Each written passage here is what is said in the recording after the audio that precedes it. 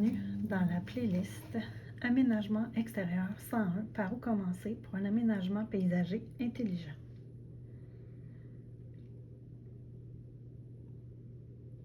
Si vous vous demandez par où commencer un aménagement paysager, vous n'êtes pas les seuls. C'est souvent là que les gens font des erreurs parce qu'ils commencent par la décoration au lieu de commencer par la structure.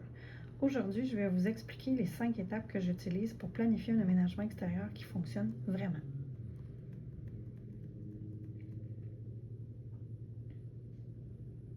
Étape 1. La première étape est de définir vos besoins. Qu'est-ce que vous voulez faire dehors?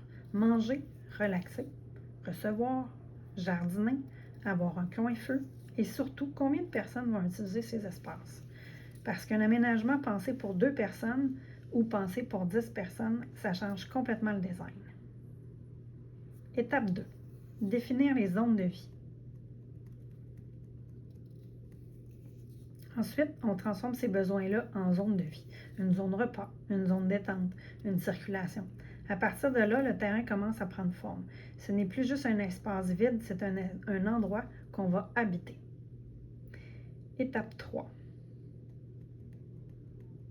La troisième étape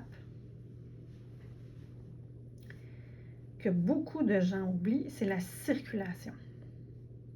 La circulation, comment on se déplace d'une zone à l'autre. Est-ce que c'est fluide, logique, confortable? Une mauvaise circulation, c'est souvent ce qui rend un aménagement frustrant à utiliser, même s'il est beau. En plus, lorsqu'on a des espaces en hauteur ou des espaces entourés de végétation, tout ça va nous coincer dans notre environnement. Donc, c'est important. À l'extérieur, on a beaucoup plus de liberté. On a moins de murs, mais on a des espaces en hauteur qui nous obligent à bien penser notre stratégie. Donc, pensez quand même grand avec votre espace de circulation. Étape 4, tenir compte du terrain. Ensuite, on regarde le terrain lui-même, le soleil, l'ombre, le vent. Est-ce qu'il y a des vis-à-vis? Est-ce qu'il y a des pentes? Est-ce qu'il y a de l'intimité qui est nécessaire? Ces éléments-là vont influencer ou placer chaque espace pour que ce soit fonctionnel au quotidien et stratégique. Étape 5, enfin la décoration. Et là seulement, on passe à la déco, les matériaux, les plantes, les éléments visuels, parce que là, on vient renforcer un plan solide. Au lieu d'essayer de corriger un problème avec du beau, on vient habiller notre décor bien réfléchi. Si vous retenez une chose, ne commencez pas par la décoration. Commencez par réfléchir à votre façon de vivre dehors.